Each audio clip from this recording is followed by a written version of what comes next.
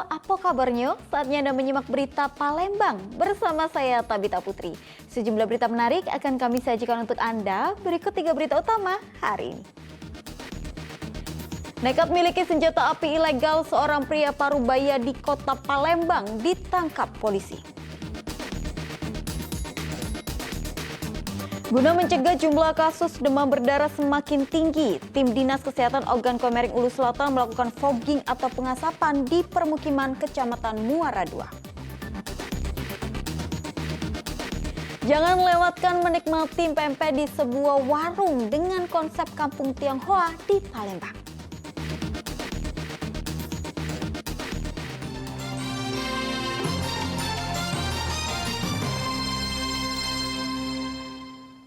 Kita buka jumpa pagi ini dengan informasi kriminal. Nekat memiliki senjata api ilegal, seorang pria Parubaya di kota Palembang ditangkap polisi. Selain meringkus tersangka, barang bukti pistol jenis FN dan puluhan peluru turut disita. Abdullah digelandang ke Polsek Seberang Ulu 2, Kota Palembang. Polisi meringkus pria berumur 51 tahun itu di rumahnya kawasan 11 Ulu karena memiliki senjata api ilegal jenis FN. Penangkapan tersangka bermula dari laporan masyarakat yang resah dengan ulahnya memiliki senjata api ilegal. Polisi bergerak cepat melakukan penangkapan sekaligus penyitaan pistol FN termasuk 20 peluru. Tersangka mengaku punya pistol FN sejak April 2023 dari rekannya berinisial R. Senjata api ini dimiliki oleh Saudara Abdullah bin Ahmad, orangnya di belakang. Kalau berdasarkan keterangan, kepemilikan senjata api ini beliau dapatkan pada bulan April tahun 2023 dari seorang berinisial R yang digadaikan kepada tersangka sebesar 15 juta. Kenapa tersangka ini kita tangkap atau kita amankan? Dikarenakan laporan masyarakat melalui aplikasi bantuan polisi. Setelah menerima laporan dari aplikasi bantuan polisi, anggota opsional dari Polsek langsung mendatangi rumah beliau dan melakukan penggeledahan dan diketemukan senjata api jenis FN dengan merek Welter. Polisi masih menyelidiki kemungkinan tersangka terlibat bisnis jual beli senjata api ilegal di Palembang. Tersangka kini dijerat Undang-Undang Darurat tahun 1951 tentang kepemilikan senjata api ilegal dengan ancaman hukuman maksimal 12 tahun penjara. Sementara rekan tersangka berinisial R yang buron masih diburu polisi.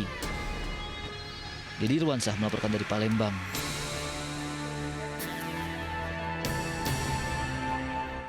Seorang wanita Parubaya di Palembang menjadi korban kejahatan hipnotis. Tanpa sadar, korban menuruti semua keinginan pelaku hingga kehilangan semua perhiasan emas yang ditukar dengan sebuah koin. Korban pun rugi puluhan juta rupiah.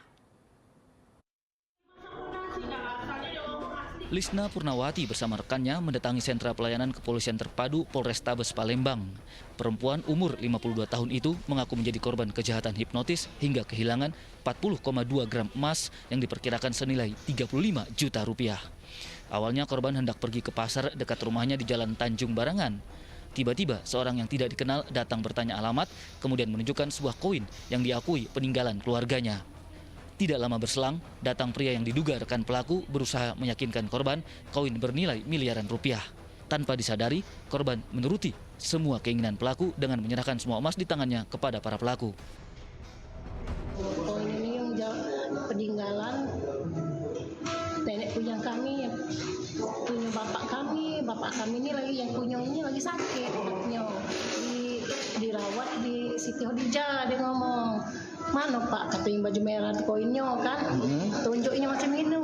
Nah, katanya baju merah itu, ini nih koinnya, astagfirullahaladzim, katanya, ini koin ini, keramat ini nih, koin zaman dulu ini nih, katanya.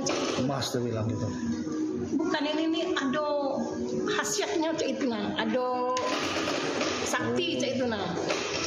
Bisa ini katanya jadi mahal, dia ngomong koin ini nih kalau dijual, dia ngomong bisa katanya 1 M, dia ngomong cak itu kan. Ngomong ngomong jaminan emas ya, aku ngomong, nah tunjuk emas aku ngomong, cuman aku minta emas itu tuh mau balik lagi sama aku. Guna keperluan penyelidikan, polisi menyita koin yang diberikan para pelaku kepada korban sebagai barang bukti. Polisi menduga para pelaku merupakan kawanan pencurian dengan modus hipnotis yang kerap beraksi di Palembang. Didi Irwansyah melaporkan dari kota Palembang. Waspada demam berdarah, jumlah penderita DBD di Ogan Komering Ulu Selatan semakin bertambah. Mayoritas pasien adalah balita dan anak-anak. Jumlah penderita demam berdarah denggi atau DBD di Ogan Komering Ulu Selatan bertambah. Dalam sepekan, ada 8 pasien DBD dirawat di Rumah Sakit Umum Daerah RSUD Muara II. Mayoritas adalah balita dan anak-anak. Mereka yang dirawat dalam kondisi lemah sehingga harus diberi cairan infus. Beberapa gejala umum yang dirasakan para pasien adalah demam tinggi mendadak, diare, hingga pendarahan. Biasanya dalam minggu-minggu ini di RSUD Muara II khususnya di ruang anak memang untuk penyakit DBD ini ada peningkatan dalam minggu-minggu. Di antaranya yang paling didominasi ini untuk Kecamatan Muara II, ada sekitar 7 atau 8 anak yang dirawat. Terus persentasenya yang dirawat sekarang itu berapa persen itu dari yang menderita penyakit DBD itu? Oke, rata-rata sekitar 50-60% untuk yang dirawat di ruangan anak dalam hari ini, 2-3 hari ini. Itu himbauan kita ke masyarakat sendiri itu untuk kasus ini, Pak? Dalam hal ini perlu diimbau bahwasanya masyarakat harus berhati-hati karena musim hujan ini tidak menentu, kadang seminggu, kadang 2-3 hari. Itulah yang penyebabnya karena ada genang-genangan air di sekeliling rumah kita. Deteksi dini gejala pada anak sangat dibutuhkan agar penderita DBD bisa segera dirawat inap. Salah satu upaya mencegah DBD khususnya di lingkungan keluarga dengan pemberantasan sarang nyamuk melalui gerakan 3M, yaitu menguras, menutup, dan mengubur benda-benda berpotensi tumbuh kembangnya nyamuk Aedes aegypti, pembawa virus DBD. Didi Irwansyah melaporkan dari Ogan Komering Ulu Selatan. Guna mencegah jumlah kasus demam berdarah semakin tinggi, tim Dinas Kesehatan Ogan Komering Ulu Selatan melakukan fogging atau pengasapan di permukiman Kecamatan Muara II. Dalam sepekan, 8 warga Muara II dirawat di rumah sakit karena terserang demam berdarah.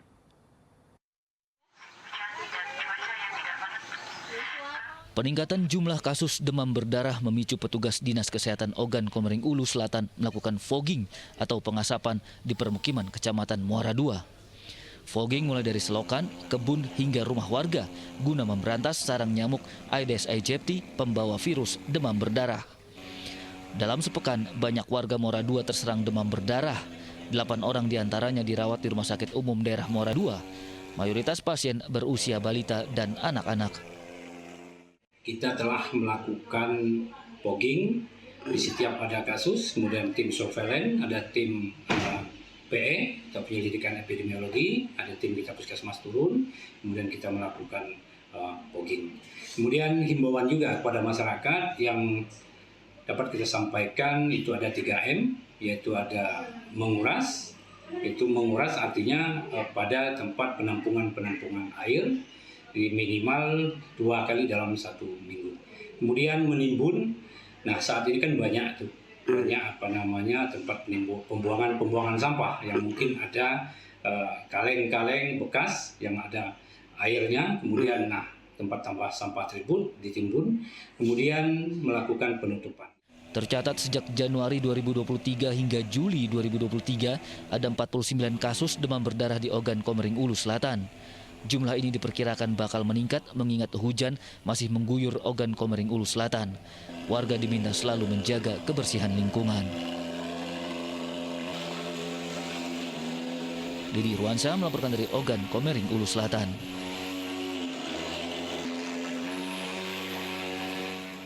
Kebakaran hutan masih tampak di Kabupaten Pali hingga mencapai 49 titik api atau hotspot. Mayoritas terpantau di Kecamatan Talang Ubi.